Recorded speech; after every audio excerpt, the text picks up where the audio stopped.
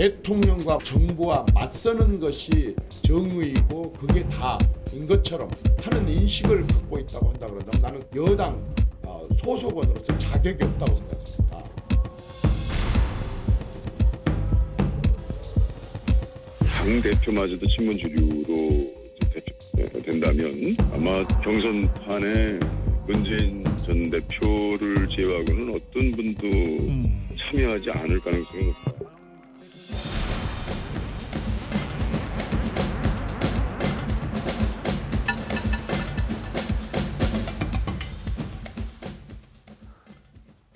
네, 월요일 만평을 통해서 오늘의 정치권 상황을 그림으로 살펴보는 시간입니다. 차명진 전 새누리당 의원, 윤영걸 전 매경닷컴 대표 나와 계십니다. 어서 오십시오. 안녕하십니까. 오늘 특별감찰관이 오늘 사표 냈어요. 네. 네. 특별감찰관이 감찰을 해야 되는데 자기가 감찰을 지금 받고 있잖아요. 네. 검찰 수사를 받고 있잖아요. 네. 그러니까 이제 압수수색까지 당하니까 그만둔 건데 네. 그만두는 게 당연하죠. 네. 오히려 그만 안 두시는 분들이 좀 이상한 거 아닌가요? 수사를 받으면서. 네. 예, 오늘 뭐 저 우병우 그 민정수석 그 사무실 정강이라는 데도 압수수색하고 했는데 그럼 압수수색하려면은 우병우 민정수석 집에도 압수수색하지. 그건 다 빼놓고 정강이라는 건 거의 사무실이 페이퍼 컴퍼니거든요. 네, 아무것도 없죠. 그러니까 수사가 뭔가 좀 자연스럽지가 않다 이런 생각이 많이 듭니다. 아, 집을 압수수색해야 되는데.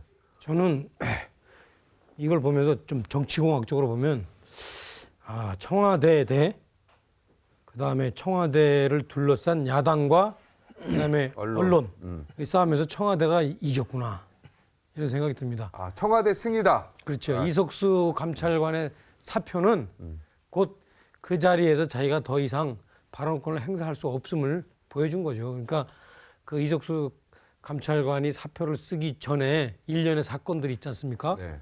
우병우 수석에 대한 더 추가 혐의도 안 나오고 대신 반대편에 이 조선일보 송희영 주필에 대해서 김진태 검사 출신 국회의원이 뭐 현재 국민의 지탄을 받고 있는 대우조선과 연계돼서 VVIP 여행을 갔다. 네. 이런 것들이 딱 터지면서 국민들이 딱 볼 때는 임기 말 정권 지키기를 위한 청와대와 그다음에 그것을 치려는 야당과 언론의 싸움에서 청와대가 우세승이구나 라는 생각을 저는 하게 했다. 네. 그래서 이석수 감찰관은 바로 반대 진영이 패배가 명확관화해지는 그런 결정적인 최종적인 사건이다. 저는 그렇게 봅니다. 네, 그러니까 이제 오랜만에 야당에서 조선일보를 굉장히 이제 보호해주고 지금 방어해주는 그런 형태로 가고 있어요. 네. 이건 물타기다.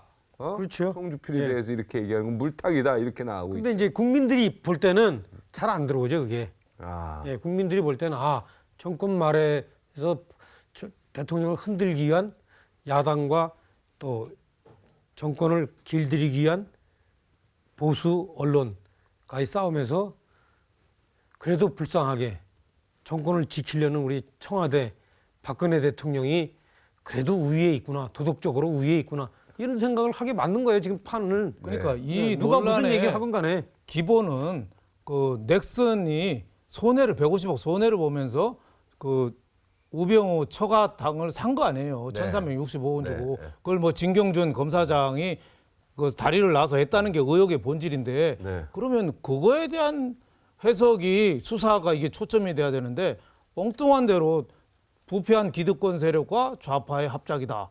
이렇게 해서 오늘 뭐 조선일보 송희영 주필까지 이렇게 뭐 구체적 이름이 나왔죠. 이름 나오고 김진태 의원이 터뜨렸는데 저는 언론사 30년 있었고요. 기업에서 언론을 상대로 하는 자리에 3년 있었거든요. 네. 주필이 그렇게 힘이 센가요?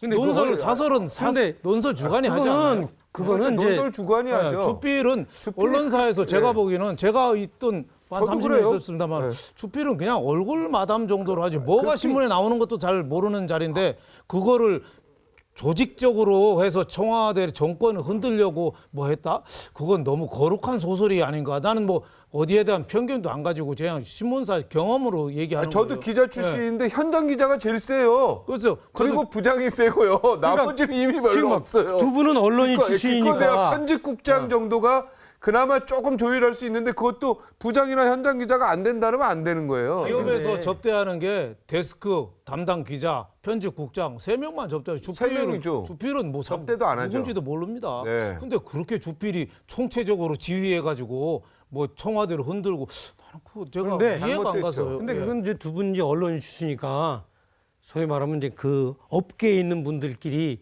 아는 얘기고 진실을. 저는 일반 국민 입장에서 봤을 때는 주필이면은 이번에 롯데의 비오너 1인자 누구죠? 그분 이인원 씨. 그렇죠. 그분처럼 주필이면 언론사에서 제일 센 사람이구나. 그런 사람이 뭐 현재 국민의 지탄을 받는 대우조선 해양에서 뭐 전용 비행기로 여행을 갔다 왔다. 이거는 국민들이 볼 때는 저기도 제가 그냥 볼 그렇고 그런 집단이구나. 아니 제 얘기는 뭐냐 국민의 입장에서 그렇죠. 생각해 그거 이제 보세요. 영화 내부자 거래, 내부자에 뭐 그거 그런 너무 식으로, 잘못됐어요, 그런 내부자들은. 식으로 나와서 좀 오해 살려주고 저는 뭐 누구를 변명하고 싶지도 않고 우리가 다 경험했으니까. 이 메커니즘은 도대체 이해가 안 가요. 롯데 자살한 이인원 부회장은 저도 압니다만 네. 그분은 삼성그룹이 비서실장 힘이 세거든요. 네. 삼성그룹은 이학수 비서실장, 네. 그 전에 소병희 비서실장, 네. 그분들은 합친 것보다 힘이 더 셌어요. 그렇죠. 사장 20년. 그리고 그 정책본부장 10년에서 모든 걸 다 그분을 거친 거라 그분은 핵심 중에 핵심이에요. 근데 신문사 주필은 내일자 신문이 뭐 나온지도 잘 모르고 앉아 있는데 네. 그렇게 고리가 되는지 나는 그게 좀 이해가 안 가서 그렇습니다. 하여튼 그거 제가 볼 맞는 때는 얘기예요. 신문사에는 그나마 편집국장, 그죠? 보도국장, 보도본부장 여기가 핵심이죠. 주필은 주필 핵심은 아니에요. 일단 조선일보 김대중 주필 물러나가. 세잖아요. 그냥 글 쓰시는 분이죠. 늘 물러나가신 분이죠. 어떻게 보면. 근데 하여튼 국민이 볼 때는 네. 아마 이 현재 여론전에서 정당성에서 청와대 승으로 아마 판단할 겁니다. 그래서 제가 볼 때는 아마 조금 있으면 여론조사 하면은 네. 그렇게 반영될 겁니다. 네, 자, 이 판넬 보시죠. 오늘 판넬 4개나 되는데 우병우 일병 구하기가 뭡니까? 우병우 일병 구하기는 지금 우리가 한 얘기입니까, 이거? 그렇죠. 우리가 한 얘기죠. 저도 이제 이게 사실은 이제 공급자 입장에서 언론 입장에서 이제 이렇게 본 건데 사실은 이제 누가 일병입니까? 여기는 우병우 일병은 우병우 없죠. 일병이죠. 우병우 이게 우병우 일병. 라이언 일병 구하기에서 이게 상륙가는 장면이에요. 이게 우병우 일병을 구하기 라이언 일병을 구하기 위해서 요 팀이 따로 상륙하는 그림인데 이제 청와대 높으신 분하고 이정현 당대표하고 김진태 의원하고 이렇게 우병우 일병을 구하기 위해서 참 혼연일체가 되어서 지금 정권 말기에 그렇죠. 매일매일 이슈를 참 그렇게 이끌어 가는데 네. 참 짜증스럽긴 하지만 네.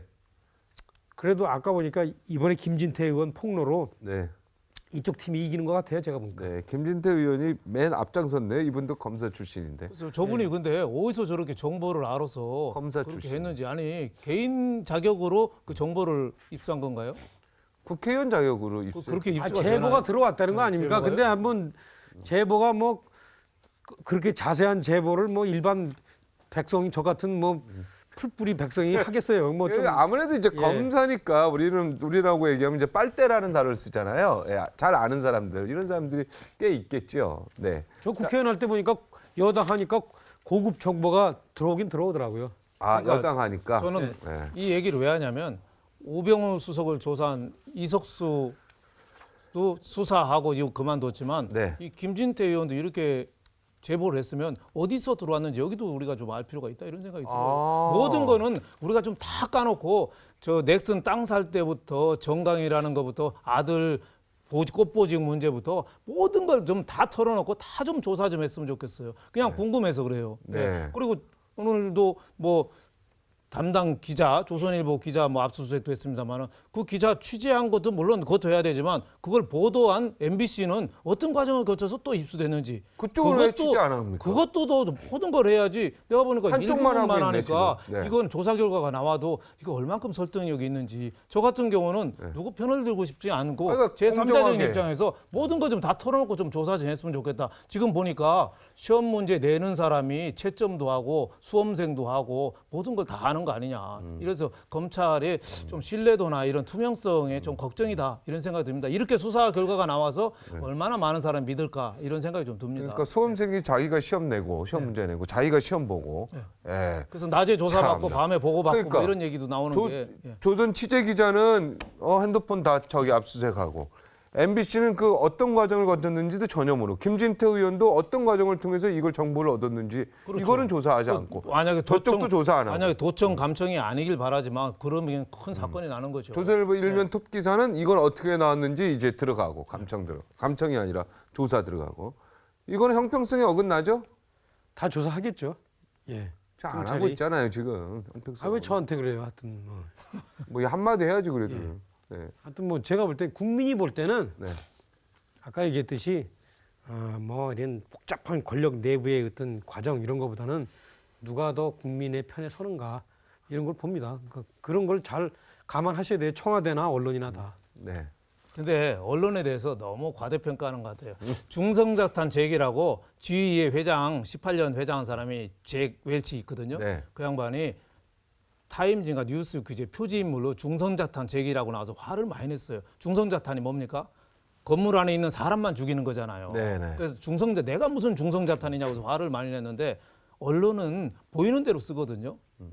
별로 정치적인 해석이나 역학관계 해석 안 하고 보이는 대로 써요. 그게 그렇죠. 언론인데 그게 언론이죠. 언론이 한 기사에 대해서 너무 부풀려서 정치적인 함의까지 생각하는 거 아니냐. 저는 이런 생각이 좀 들어서 오늘 말씀드립니다. 윤 선배 너무 언론 이렇게 감싸는 것 같아. 내가 들어보니까 저는 그 언론인 출신 선배가 한 번 또 그러대 정치인인데 야 기사는 기자가 쓰는 거야. 그게 뭐냐 기자가 쓰기 나름이다 그렇게 하더라고요. 그러니까 보이는 대로 쓰긴요. 보고자 아니 그러니까 보이는 대로 쓰이는 그 보이는 각도는 다를 수 그렇죠. 있죠. 다른 거예요. 그거 각도는 다르죠. 다를 수 있습니다. 그거 인정합니다. 예. 윤 선배뿐만 아니라 다른 하여튼 언론인도 그러더라고요. 예, 이거 갈라파고스 영의도 이거는 뭡니까? 혹시 갈라파고스 가보셨어요? 안 가봤죠 제가. 저는 가봤어요. 가봤는데 어느 나라입니까? 이게? 태평양 에콰도르의 소속인데 네. 태평양 한가운데 있는 섬이에요. 우리나라 이제 제주도보다 작은 섬인데 거기에 몇 개 있는데 여기에 있는 동물들은 완전히 고립되다 보니까 진화가 자기들 나름대로 진화가 돼요. 네. 육지 큰 뭐 저기 그 남미나 저기 아시아와 다른 방향으로 진화되거든요. 그래서 부비새가 있는데 그 부비새가 뭐 캘리포니아도 있고 저기 안데스에도 있는데 이 갈라파고스에 있는 부비새만 유독 발이 파래요. 그래서 파란발 부비새라고 그러거든요. 마찬가지로 지금 우리나라 여의도가 갈라파고스처럼 고립돼 가고 있는 것 같아요. 국민이 볼 때는. 지금 그 새누리당이나 더민주당이나 2012년 박근혜 대 문재인 대결할 때 그 구도로 이렇게 쭉 퇴행하고 있습니다. 그렇죠? 네. 자기들 나름대로 고립돼 가지고 여기에 대해서 한번 네. 진화하고 있어요. 그게 역진화.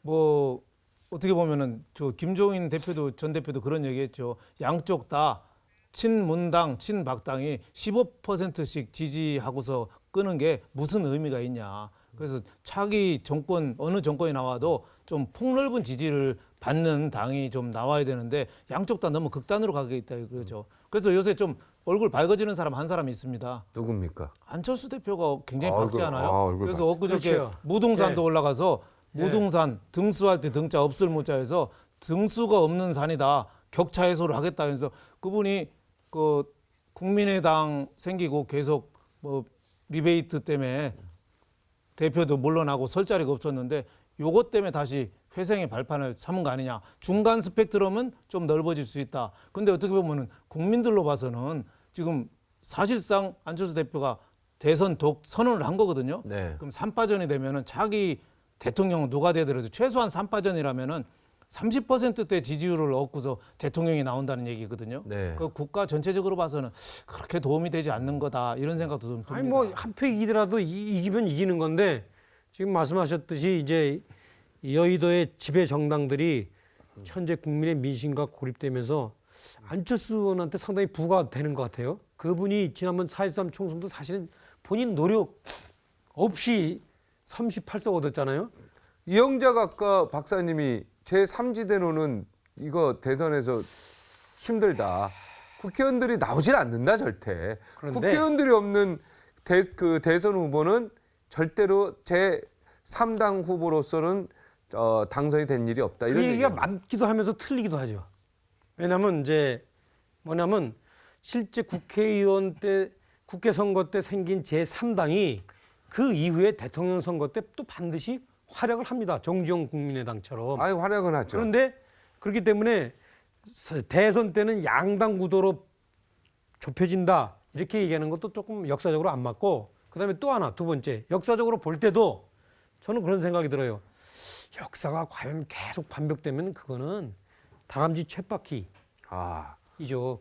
뭔가 바뀔 수 있다. 어느 정도 축적하면은 저는 터질 수도 있다고 봅니다. 네, 그러니까 요거- 제3지대가 텐트를 칠 땅은 넓어졌는데 기둥을 좀 텐트에다가 세워야 되는데 이 기둥 세울 사람이 지금 마땅치 않아서 네. 제가 보기에는 반기문 사무총장 같은 분이 저 같은 경우는 그냥 친박 쪽으로 들어가지 말고 제3지대로. 제3지대 와서 그렇죠. 엄밀한 치열한 경쟁을 한번 치우고서 후보가 되면은 그 여풍을 몰아서 될 것 같은데 내가 뭔가 친박한테 붙어서 안주하는 모양으로 목말 타고 오는 분위기로 이런 식으로 하면 안 된다. 우리나라가 양궁이 왜 전 종목 석권했습니까?